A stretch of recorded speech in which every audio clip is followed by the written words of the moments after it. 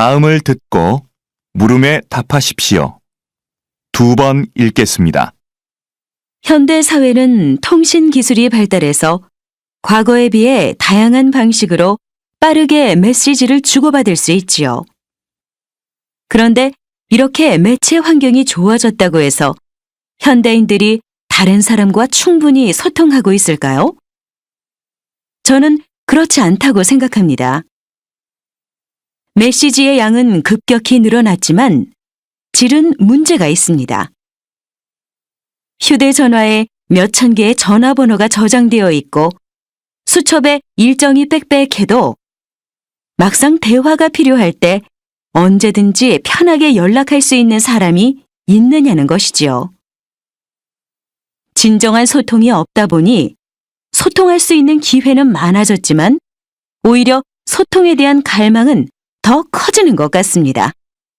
다시 들으십시오. 현대 사회는 통신 기술이 발달해서 과거에 비해 다양한 방식으로 빠르게 메시지를 주고받을 수 있지요. 그런데 이렇게 매체 환경이 좋아졌다고 해서 현대인들이 다른 사람과 충분히 소통하고 있을까요? 저는 그렇지 않다고 생각합니다. 메시지의 양은 급격히 늘어났지만 질은 문제가 있습니다. 휴대전화에 몇천 개의 전화번호가 저장되어 있고 수첩에 일정이 빽빽해도 막상 대화가 필요할 때 언제든지 편하게 연락할 수 있는 사람이 있느냐는 것이지요. 진정한 소통이 없다 보니 소통할 수 있는 기회는 많아졌지만 오히려 소통에 대한 갈망은 더 커지는 것 같습니다. 33번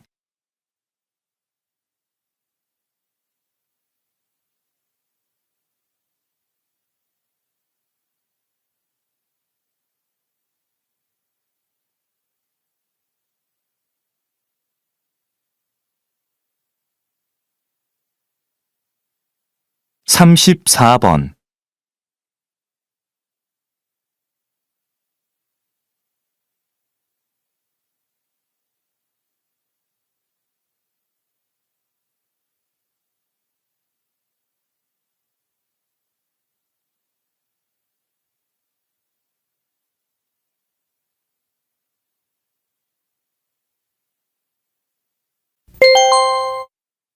다음을 듣고 물음에 답하십시오. 2번 읽겠습니다. 현대 사회는 통신 기술이 발달해서 과거에 비해 다양한 방식으로 빠르게 메시지를 주고받을 수 있지요. 그런데 이렇게 매체 환경이 좋아졌다고 해서 현대인들이 다른 사람과 충분히 소통하고 있을까요? 저는 그렇지 않다고 생각합니다.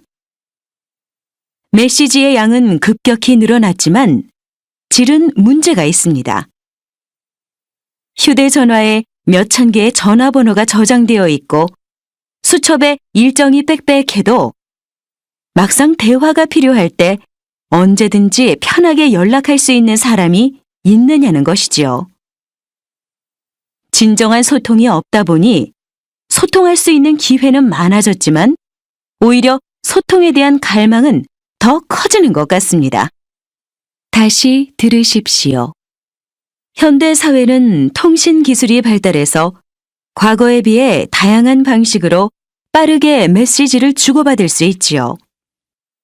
그런데 이렇게 매체 환경이 좋아졌다고 해서 현대인들이 다른 사람과 충분히 소통하고 있을까요?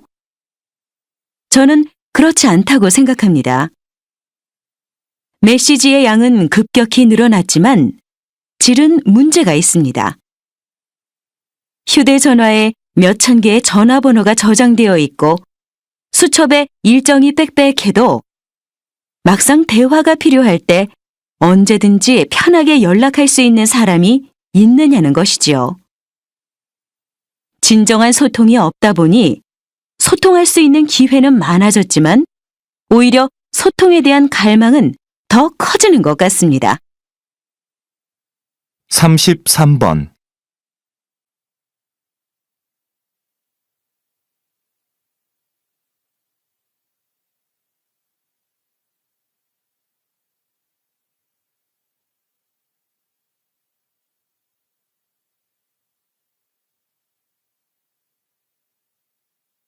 34번,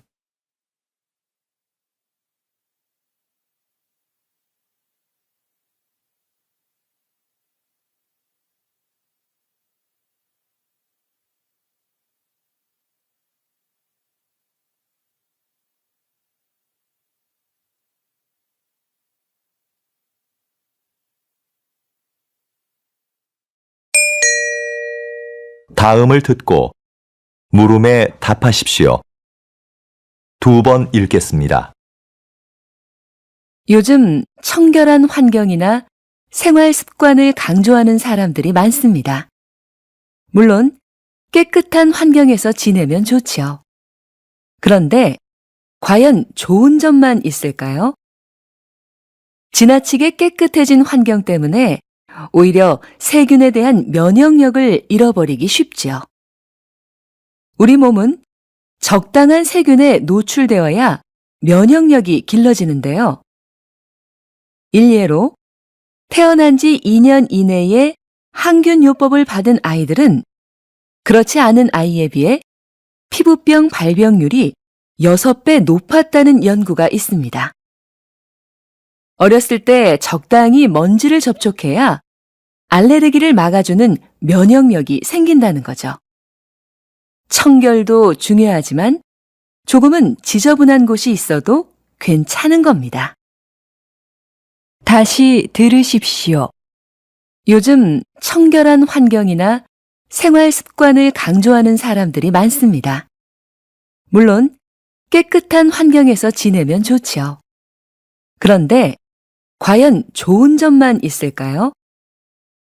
지나치게 깨끗해진 환경 때문에 오히려 세균에 대한 면역력을 잃어버리기 쉽죠. 우리 몸은 적당한 세균에 노출되어야 면역력이 길러지는데요. 일례로 태어난 지 2년 이내에 항균요법을 받은 아이들은 그렇지 않은 아이에 비해 피부병 발병률이 6배 높았다는 연구가 있습니다. 어렸을 때 적당히 먼지를 접촉해야 알레르기를 막아주는 면역력이 생긴다는 거죠. 청결도 중요하지만 조금은 지저분한 곳이 있어도 괜찮은 겁니다. 33번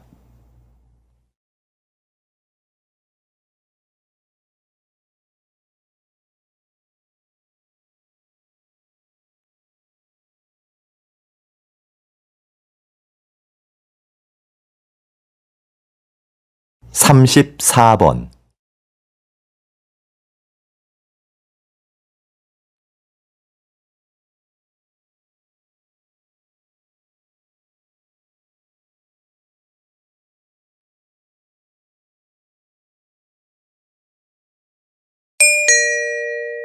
다음을 듣고 물음에 답하십시오. 2번 읽겠습니다. 요즘 청결한 환경이나 생활 습관을 강조하는 사람들이 많습니다. 물론 깨끗한 환경에서 지내면 좋죠. 그런데 과연 좋은 점만 있을까요? 지나치게 깨끗해진 환경 때문에 오히려 세균에 대한 면역력을 잃어버리기 쉽죠. 우리 몸은 적당한 세균에 노출되어야 면역력이 길러지는데요. 일례로 태어난 지 2년 이내에 항균요법을 받은 아이들은 그렇지 않은 아이에 비해 피부병 발병률이 6배 높았다는 연구가 있습니다. 어렸을 때 적당히 먼지를 접촉해야 알레르기를 막아주는 면역력이 생긴다는 거죠. 청결도 중요하지만 조금은 지저분한 곳이 있어도 괜찮은 겁니다. 다시 들으십시오. 요즘 청결한 환경이나 생활 습관을 강조하는 사람들이 많습니다. 물론 깨끗한 환경에서 지내면 좋죠. 그런데 과연 좋은 점만 있을까요? 지나치게 깨끗해진 환경 때문에 오히려 세균에 대한 면역력을 잃어버리기 쉽죠. 우리 몸은 적당한 세균에 노출되어야 면역력이 길러지는데요. 일례로 태어난 지 2년 이내에 항균요법을 받은 아이들은 그렇지 않은 아이에 비해 피부병 발병률이 6배 높았다는 연구가 있습니다. 어렸을 때 적당히 먼지를 접촉해야 알레르기를 막아주는 면역력이 생긴다는 거죠. 청결도 중요하지만 조금은 지저분한 곳이 있어도 괜찮은 겁니다. 33번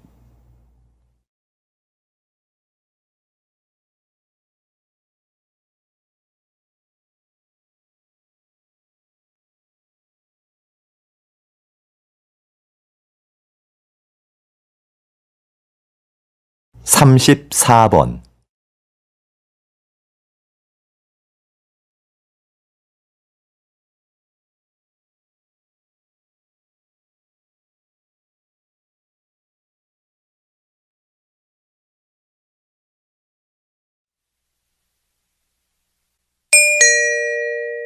다음을 듣고 물음에 답하십시오. 2번 읽겠습니다. 여러분, 물이 끓는 과정을 한번 생각해 볼까요? 물은 끓기 전까지는 변화가 없죠. 99도까지는 에너지를 품고 있다가 99도에서 100도가 되는 순간에 에너지를 내며 끓기 시작합니다. 바로 그 순간이 없다면 변화는 기대하기 힘들게 되는 거죠. 우리의 인생도 마찬가지 아닐까요? 저와 여러분의 인생은 성공과 실패의 가능성을 모두 가지고 있습니다. 하지만 변화가 일어날 수 있는 마지막 그 순간에 결정적인 힘을 발휘하는 사람은 성공을, 그렇지 못한 사람은 실패를 맛보게 되는 거죠. 여러분, 1%의 힘을 발휘하는 연습을 해보십시오. 성공은 여러분의 것입니다. 다시 들으십시오. 여러분, 물이 끓는 과정을 한번 생각해 볼까요? 물은 끓기 전까지는 변화가 없죠. 99도까지는 에너지를 품고 있다가 99도에서 100도가 되는 순간에 에너지를 내며 끓기 시작합니다. 바로 그 순간이 없다면 변화는 기대하기 힘들게 되는 거죠. 우리의 인생도 마찬가지 아닐까요? 저와 여러분의 인생은 성공과 실패의 가능성을 모두 가지고 있습니다. 하지만 변화가 일어날 수 있는 마지막 그 순간에 결정적인 힘을 발휘하는 사람은 성공을, 그렇지 못한 사람은 실패를 맛보게 되는 거죠. 여러분, 1%의 힘을 발휘하는 연습을 해보십시오. 성공은 여러분의 것입니다. 33번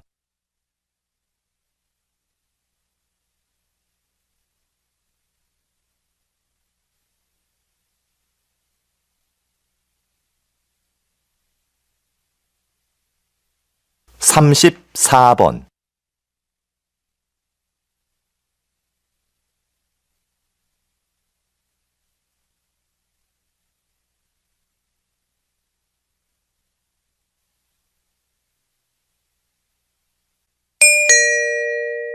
다음을 듣고 물음에 답하십시오. 2번 읽겠습니다. 여러분, 물이 끓는 과정을 한번 생각해 볼까요? 물은 끓기 전까지는 변화가 없죠. 99도까지는 에너지를 품고 있다가 99도에서 100도가 되는 순간에 에너지를 내며 끓기 시작합니다. 바로 그 순간이 없다면 변화는 기대하기 힘들게 되는 거죠. 우리의 인생도 마찬가지 아닐까요? 저와 여러분의 인생은 성공과 실패의 가능성을 모두 가지고 있습니다. 하지만 변화가 일어날 수 있는 마지막 그 순간에 결정적인 힘을 발휘하는 사람은 성공을, 그렇지 못한 사람은 실패를 맛보게 되는 거죠.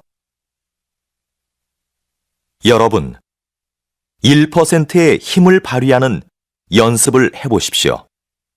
성공은 여러분의 것입니다. 다시 들으십시오. 여러분, 물이 끓는 과정을 한번 생각해 볼까요? 물은 끓기 전까지는 변화가 없죠. 99도까지는 에너지를 품고 있다가 99도에서 100도가 되는 순간에 에너지를 내며 끓기 시작합니다. 바로 그 순간이 없다면 변화는 기대하기 힘들게 되는 거죠. 우리의 인생도 마찬가지 아닐까요? 저와 여러분의 인생은 성공과 실패의 가능성을 모두 가지고 있습니다. 하지만 변화가 일어날 수 있는 마지막 그 순간에 결정적인 힘을 발휘하는 사람은 성공을, 그렇지 못한 사람은 실패를 맛보게 되는 거죠. 여러분, 1%의 힘을 발휘하는 연습을 해보십시오. 성공은 여러분의 것입니다. 33번.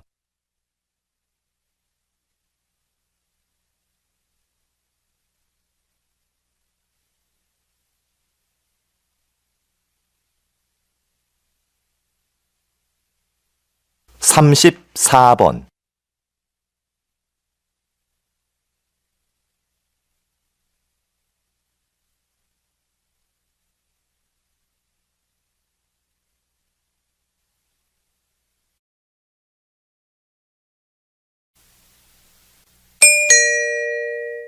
다음을 듣고 물음에 답하십시오. 2번 읽겠습니다. 여러분은 어떤 태도로 남의 이야기를 들으세요? 하던 일을 멈추지 않고 건성으로 들은 적은 없으신가요?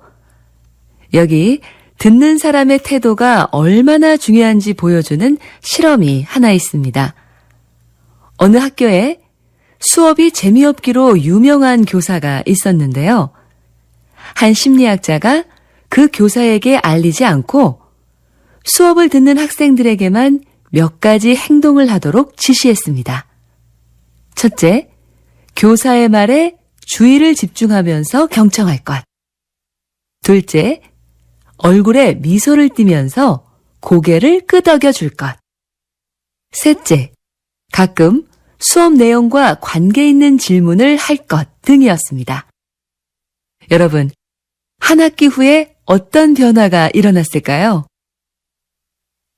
교사의 수업 태도는 눈에 띄게 달라졌습니다. 다양한 교수 방법을 활용하여 재미있는 수업을 만들기 시작한 겁니다. 다시 들으십시오. 여러분은 어떤 태도로 남의 이야기를 들으세요? 하던 일을 멈추지 않고 건성으로 들은 적은 없으신가요? 여기 듣는 사람의 태도가 얼마나 중요한지 보여주는 실험이 하나 있습니다. 어느 학교에 수업이 재미없기로 유명한 교사가 있었는데요. 한 심리학자가 그 교사에게 알리지 않고 수업을 듣는 학생들에게만 몇 가지 행동을 하도록 지시했습니다. 첫째, 교사의 말에 주의를 집중하면서 경청할 것. 둘째, 얼굴에 미소를 띠면서 고개를 끄덕여 줄 것. 셋째, 가끔 수업 내용과 관계 있는 질문을 할 것 등이었습니다. 여러분, 한 학기 후에 어떤 변화가 일어났을까요? 교사의 수업 태도는 눈에 띄게 달라졌습니다. 다양한 교수 방법을 활용하여 재미있는 수업을 만들기 시작한 겁니다.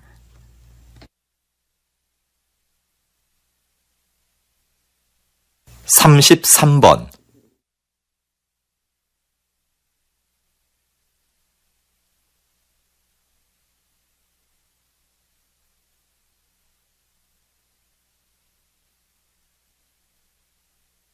(34번)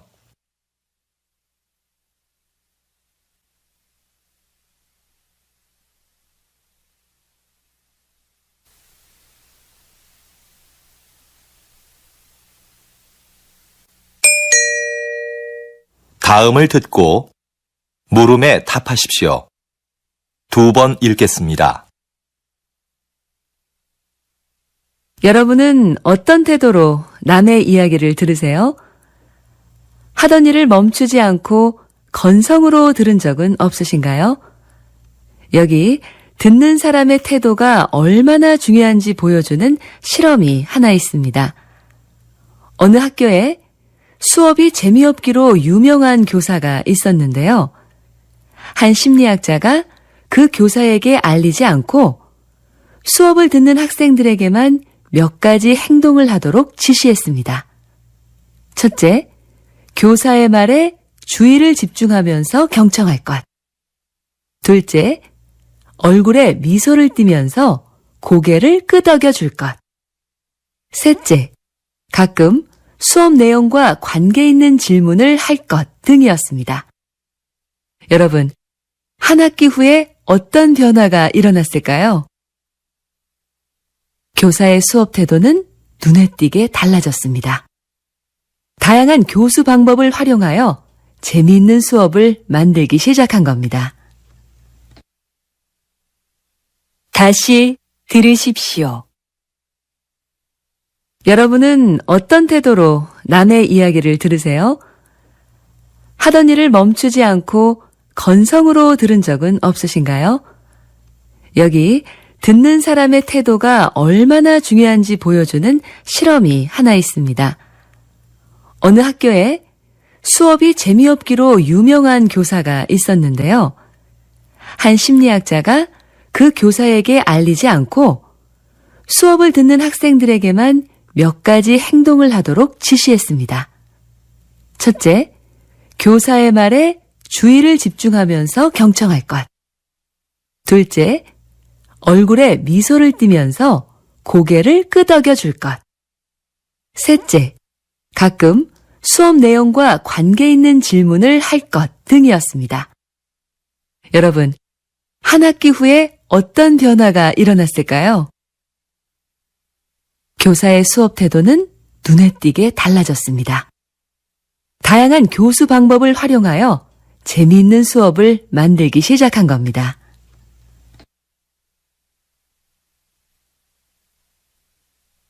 33번.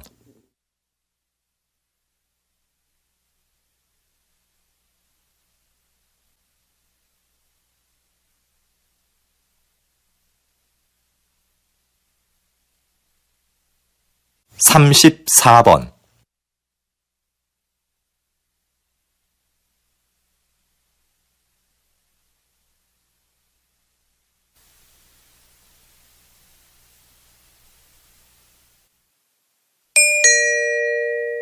다음을 듣고 물음에 답하십시오. 2번 읽겠습니다. 여러분도 잘 아시는 조선왕조실록은 세계적으로 가치를 인정받는 기록물이지요. 수백 년 세월의 때가 묻은 기록물이 지금까지 보존되는 데는 기록을 남긴 사람들의 공헌이 크다고 할 수 있는데요. 요즘도 이렇게 기록을 담당하는 사람들이 있습니다. 바로 기록연구사입니다. 현대는 기록의 홍수라고 할 정도로 어느 것 하나 기록이 아닌 것이 없습니다. 그 중에는 없애도 되는 것도 있지만 외교 문서처럼 보존되어야 하는 것도 있고요.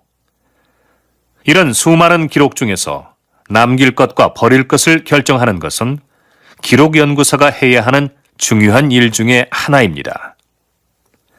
기록연구사는 이처럼 기록물의 수명을 결정하는 아주 중요한 일을 합니다. 다시 들으십시오. 여러분도 잘 아시는 조선왕조실록은 세계적으로 가치를 인정받는 기록물이지요. 수백 년 세월의 때가 묻은 기록물이 지금까지 보존되는 데는 기록을 남긴 사람들의 공헌이 크다고 할 수 있는데요. 요즘도 이렇게 기록을 담당하는 사람들이 있습니다. 바로 기록연구사입니다. 현대는 기록의 홍수라고 할 정도로 어느 것 하나 기록이 아닌 것이 없습니다. 그 중에는 없애도 되는 것도 있지만 외교 문서처럼 보존되어야 하는 것도 있고요. 이런 수많은 기록 중에서 남길 것과 버릴 것을 결정하는 것은 기록연구사가 해야 하는 중요한 일 중에 하나입니다. 기록연구사는 이처럼 기록물의 수명을 결정하는 아주 중요한 일을 합니다.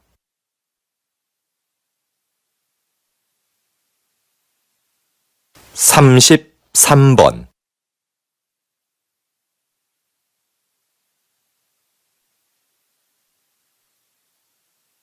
34번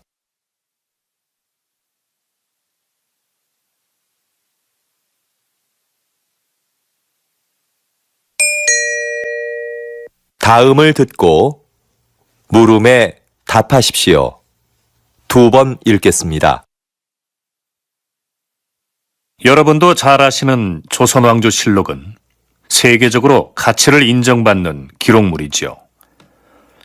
수백 년 세월의 때가 묻은 기록물이 지금까지 보존되는 데는 기록을 남긴 사람들의 공헌이 크다고 할 수 있는데요. 요즘도 이렇게 기록을 담당하는 사람들이 있습니다. 바로 기록연구사입니다. 현대는 기록의 홍수라고 할 정도로 어느 것 하나 기록이 아닌 것이 없습니다. 그 중에는 없애도 되는 것도 있지만 외교 문서처럼 보존되어야 하는 것도 있고요. 이런 수많은 기록 중에서 남길 것과 버릴 것을 결정하는 것은 기록연구사가 해야 하는 중요한 일 중에 하나입니다. 기록연구사는 이처럼 기록물의 수명을 결정하는 아주 중요한 일을 합니다. 다시 들으십시오. 여러분도 잘 아시는 조선왕조실록은 세계적으로 가치를 인정받는 기록물이지요. 수백 년 세월의 때가 묻은 기록물이 지금까지 보존되는 데는 기록을 남긴 사람들의 공헌이 크다고 할 수 있는데요. 요즘도 이렇게 기록을 담당하는 사람들이 있습니다. 바로 기록연구사입니다. 현대는 기록의 홍수라고 할 정도로 어느 것 하나 기록이 아닌 것이 없습니다. 그 중에는 없애도 되는 것도 있지만 외교 문서처럼 보존되어야 하는 것도 있고요. 이런 수많은 기록 중에서 남길 것과 버릴 것을 결정하는 것은 기록연구사가 해야 하는 중요한 일 중에 하나입니다. 기록연구사는 이처럼 기록물의 수명을 결정하는 아주 중요한 일을 합니다.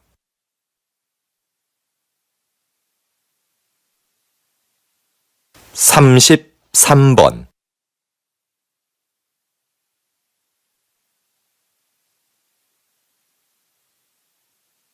34번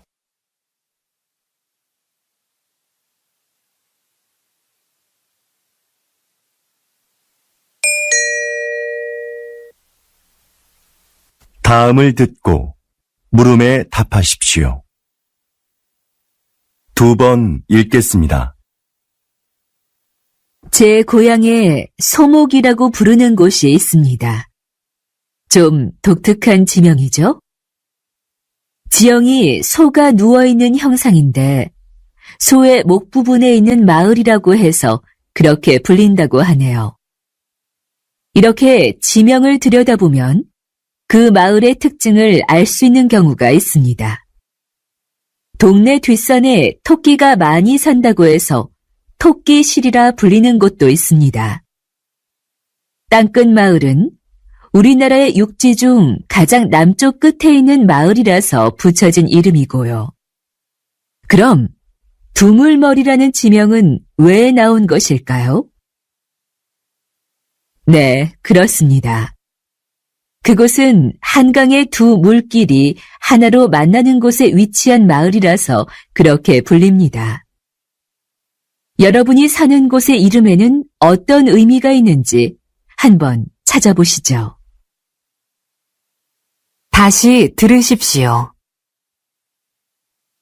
제 고향에 소목이라고 부르는 곳이 있습니다. 좀 독특한 지명이죠? 지형이 소가 누워있는 형상인데 소의 목 부분에 있는 마을이라고 해서 그렇게 불린다고 하네요. 이렇게 지명을 들여다보면 그 마을의 특징을 알 수 있는 경우가 있습니다. 동네 뒷산에 토끼가 많이 산다고 해서 토끼실이라 불리는 곳도 있습니다. 땅끝 마을은 우리나라의 육지 중 가장 남쪽 끝에 있는 마을이라서 붙여진 이름이고요. 그럼 두물머리라는 지명은 왜 나온 것일까요? 네, 그렇습니다.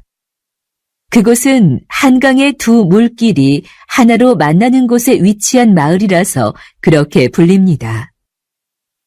여러분이 사는 곳의 이름에는 어떤 의미가 있는지 한번 찾아보시죠. 33번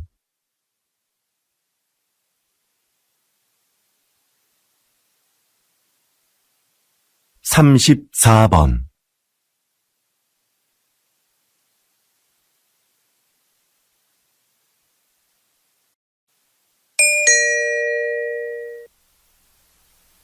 다음을 듣고 물음에 답하십시오. 2번 읽겠습니다. 제 고향에 소목이라고 부르는 곳이 있습니다. 좀 독특한 지명이죠? 지형이 소가 누워있는 형상인데 소의 목 부분에 있는 마을이라고 해서 그렇게 불린다고 하네요. 이렇게 지명을 들여다보면 그 마을의 특징을 알 수 있는 경우가 있습니다. 동네 뒷산에 토끼가 많이 산다고 해서 토끼실이라 불리는 곳도 있습니다. 땅끝 마을은 우리나라의 육지 중 가장 남쪽 끝에 있는 마을이라서 붙여진 이름이고요. 그럼 두물머리라는 지명은 왜 나온 것일까요? 네, 그렇습니다. 그곳은 한강의 두 물길이 하나로 만나는 곳에 위치한 마을이라서 그렇게 불립니다. 여러분이 사는 곳의 이름에는 어떤 의미가 있는지 한번 찾아보시죠. 다시 들으십시오. 제 고향에 소목이라고 부르는 곳이 있습니다. 좀 독특한 지명이죠? 지형이 소가 누워있는 형상인데 소의 목 부분에 있는 마을이라고 해서 그렇게 불린다고 하네요. 이렇게 지명을 들여다보면 그 마을의 특징을 알 수 있는 경우가 있습니다. 동네 뒷산에 토끼가 많이 산다고 해서 토끼실이라 불리는 곳도 있습니다. 땅끝 마을은 우리나라의 육지 중 가장 남쪽 끝에 있는 마을이라서 붙여진 이름이고요. 그럼 두물머리라는 지명은 왜 나온 것일까요? 네, 그렇습니다. 그곳은 한강의 두 물길이 하나로 만나는 곳에 위치한 마을이라서 그렇게 불립니다. 여러분이 사는 곳의 이름에는 어떤 의미가 있는지 한번 찾아보시죠. 33번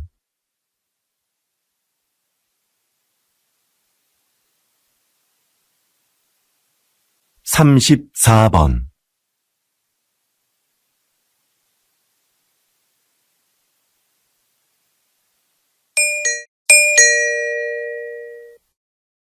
다음을 듣고 물음에 답하십시오. 2번 읽겠습니다. 우주식품은 어떻게 만들까요? 우주식품은 장기 보관을 위해 식품 내 미생물을 완전히 없애고 얼린 후 건조시켜 만듭니다. 그리고 무중력 공간인 우주선에서는 음식에 국물이나 가루가 떠다니다 기계에 고장을 일으킬 수 있어 이런 종류는 되도록 피합니다. 우주에서 오래 활동하면 뼈와 근육이 약해지니까 칼슘과 칼륨이 들어있는 식품을 꼭 포함하고요. 우주에서는 미각과 후각이 둔해져 맛을 잘 느끼지 못하기 때문에 음식을 더 자극적으로 만듭니다. 다시 들으십시오. 우주식품은 어떻게 만들까요? 우주식품은 장기 보관을 위해 식품 내 미생물을 완전히 없애고 얼린 후 건조시켜 만듭니다. 그리고 무중력 공간인 우주선에서는 음식에 국물이나 가루가 떠다니다 기계에 고장을 일으킬 수 있어 이런 종류는 되도록 피합니다. 우주에서 오래 활동하면 뼈와 근육이 약해지니까 칼슘과 칼륨이 들어있는 식품을 꼭 포함하고요. 우주에서는 미각과 후각이 둔해져 맛을 잘 느끼지 못하기 때문에 음식을 더 자극적으로 만듭니다. 33번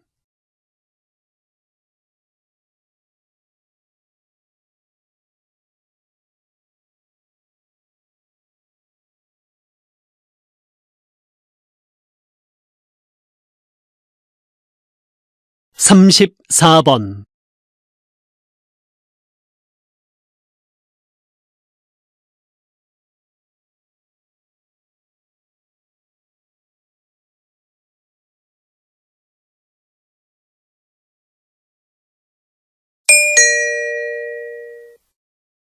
다음을 듣고 물음에 답하십시오. 2번 읽겠습니다. 우주식품은 어떻게 만들까요? 우주식품은 장기 보관을 위해 식품 내 미생물을 완전히 없애고 얼린 후 건조시켜 만듭니다. 그리고 무중력 공간인 우주선에서는 음식에 국물이나 가루가 떠다니다 기계에 고장을 일으킬 수 있어 이런 종류는 되도록 피합니다. 우주에서 오래 활동하면 뼈와 근육이 약해지니까 칼슘과 칼륨이 들어있는 식품을 꼭 포함하고요. 우주에서는 미각과 후각이 둔해져 맛을 잘 느끼지 못하기 때문에 음식을 더 자극적으로 만듭니다. 다시 들으십시오. 우주식품은 어떻게 만들까요? 우주식품은 장기 보관을 위해 식품 내 미생물을 완전히 없애고 얼린 후 건조시켜 만듭니다. 그리고 무중력 공간인 우주선에서는 음식에 국물이나 가루가 떠다니다 기계에 고장을 일으킬 수 있어 이런 종류는 되도록 피합니다. 우주에서 오래 활동하면 뼈와 근육이 약해지니까 칼슘과 칼륨이 들어있는 식품을 꼭 포함하고요. 우주에서는 미각과 후각이 둔해져 맛을 잘 느끼지 못하기 때문에 음식을 더 자극적으로 만듭니다. 33번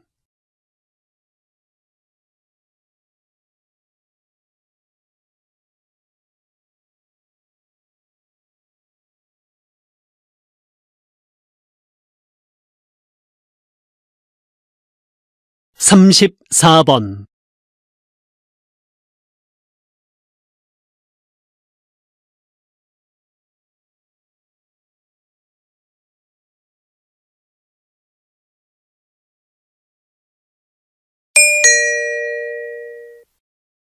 다음을 듣고 물음에 답하십시오. 2번 읽겠습니다. 비행기가 착륙할 때 바퀴와 지면의 마찰로 인해 엄청난 열이 발생합니다. 그 온도가 워낙 높아 공기를 주입한 타이어에서는 공기에 포함된 산소가 자칫 폭발을 유도할 위험이 있습니다. 그래서 자동차 타이어와 달리 비행기 타이어에는 산소가 혼합되지 않은 질소만을 주입합니다. 타이어 표면의 무늬도 마찰열과 관계가 있는데요. 자동차 타이어에는 복잡한 무늬를 넣어 미끄러짐을 방지하지만 비행기 타이어에는 단순한 세로 줄무늬를 사용하여 지면과의 마찰을 줄이고 착륙 시 발생하는 열을 최소화해 줍니다. 다시 들으십시오. 비행기가 착륙할 때 바퀴와 지면의 마찰로 인해 엄청난 열이 발생합니다. 그 온도가 워낙 높아 공기를 주입한 타이어에서는 공기에 포함된 산소가 자칫 폭발을 유도할 위험이 있습니다. 그래서 자동차 타이어와 달리 비행기 타이어에는 산소가 혼합되지 않은 질소만을 주입합니다. 타이어 표면의 무늬도 마찰열과 관계가 있는데요. 자동차 타이어에는 복잡한 무늬를 넣어 미끄러짐을 방지하지만 비행기 타이어에는 단순한 세로 줄무늬를 사용하여 지면과의 마찰을 줄이고 착륙 시 발생하는 열을 최소화해 줍니다. 33번.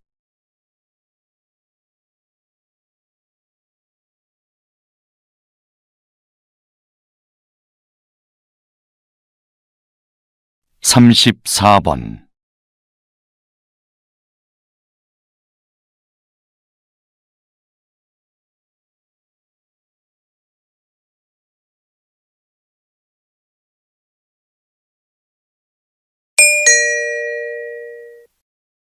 다음을 듣고 물음에 답하십시오. 2번 읽겠습니다. 비행기가 착륙할 때 바퀴와 지면의 마찰로 인해 엄청난 열이 발생합니다. 그 온도가 워낙 높아 공기를 주입한 타이어에서는 공기에 포함된 산소가 자칫 폭발을 유도할 위험이 있습니다. 그래서 자동차 타이어와 달리 비행기 타이어에는 산소가 혼합되지 않은 질소만을 주입합니다. 타이어 표면의 무늬도 마찰열과 관계가 있는데요.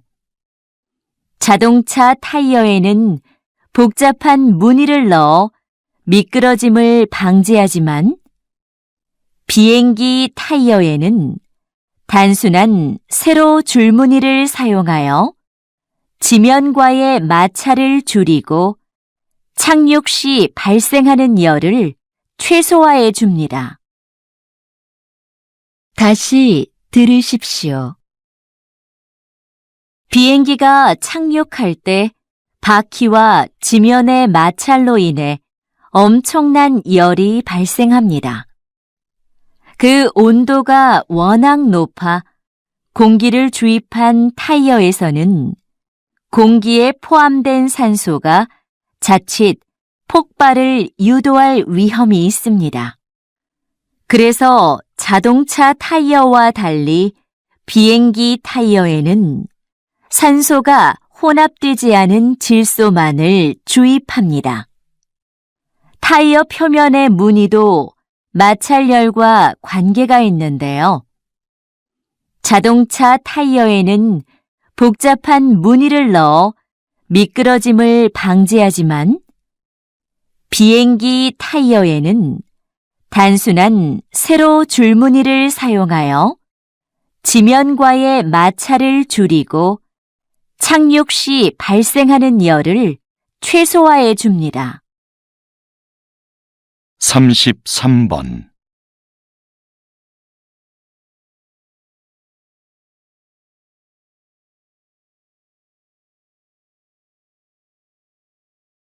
34번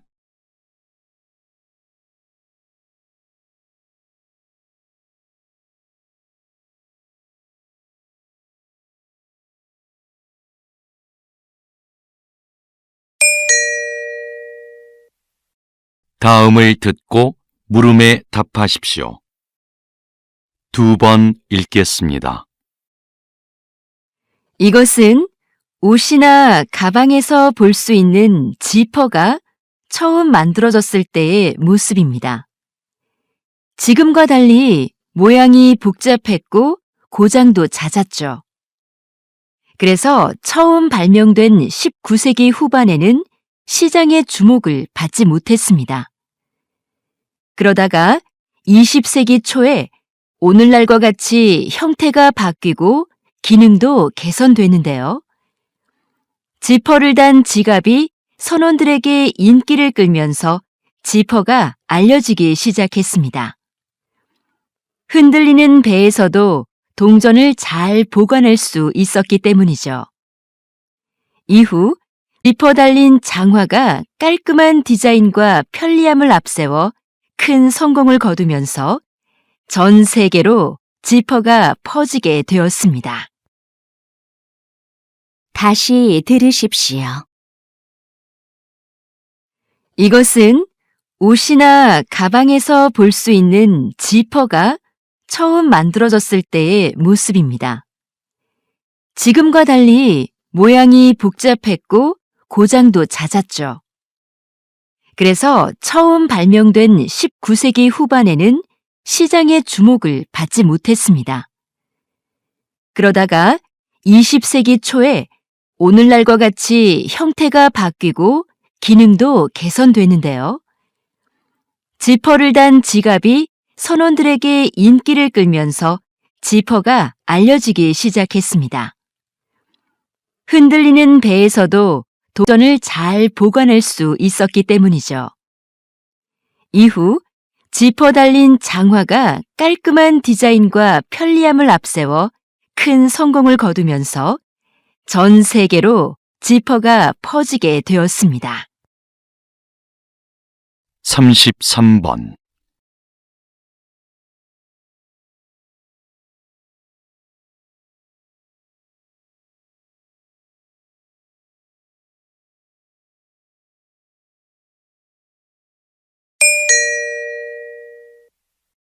'다음을 듣고 물음에 답하십시오.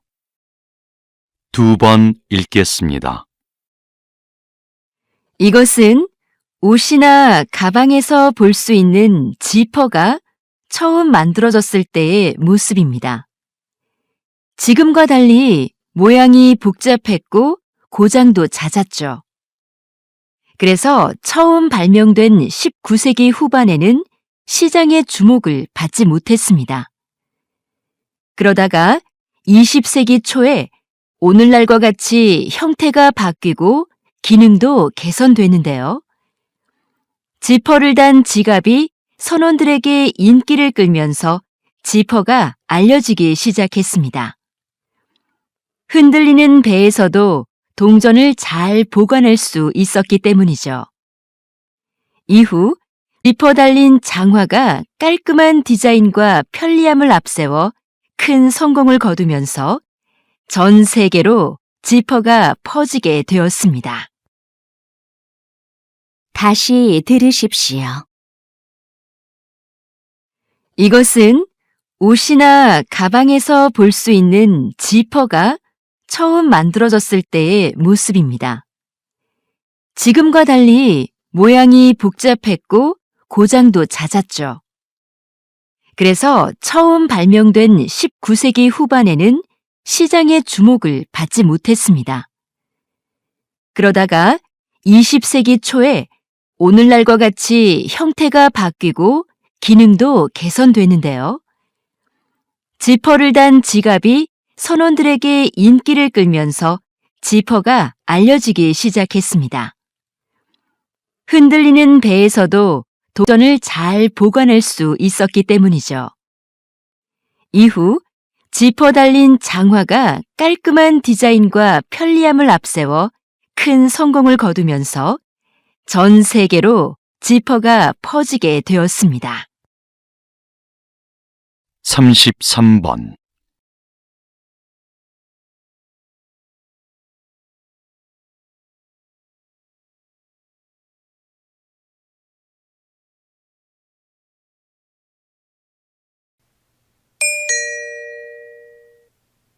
다음을 듣고 물음에 답하십시오. 2번 읽겠습니다.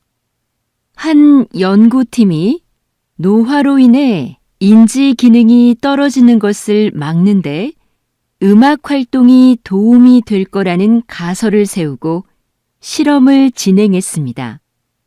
연구팀은 음악을 전문적으로 배운 적이 없는 노인들을 대상으로 6개월간 실험했는데요. 이 기간에 한 집단은 피아노를 배우게 했고 다른 집단은 음악 활동을 못하게 통제했습니다. 그 결과 음악 활동을 통제한 집단은 인지 기능의 저하가 진행된 데 비해 피아노를 배운 집단은 인지 기능이 떨어지지 않았습니다. 연구팀의 예상대로 음악 활동이 인지 기능의 저하를 막는데 긍정적으로 작용한 거죠. 다시 들으십시오. 한 연구팀이 노화로 인해 인지 기능이 떨어지는 것을 막는데 음악 활동이 도움이 될 거라는 가설을 세우고 실험을 진행했습니다. 연구팀은 음악을 전문적으로 배운 적이 없는 노인들을 대상으로 6개월간 실험했는데요. 이 기간에 한 집단은 피아노를 배우게 했고 다른 집단은 음악 활동을 못하게 통제했습니다. 그 결과 음악 활동을 통제한 집단은 인지 기능의 저하가 진행된 데 비해 피아노를 배운 집단은 인지 기능이 떨어지지 않았습니다. 연구팀의 예상대로 음악 활동이 인지 기능의 저하를 막는데 긍정적으로 작용한 거죠. 33번.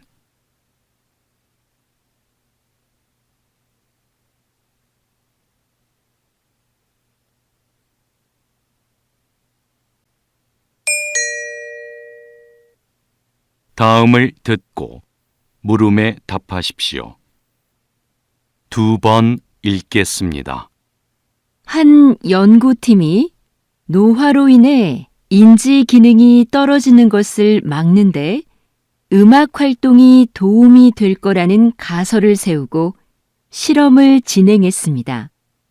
연구팀은 음악을 전문적으로 배운 적이 없는 노인들을 대상으로 6개월간 실험했는데요.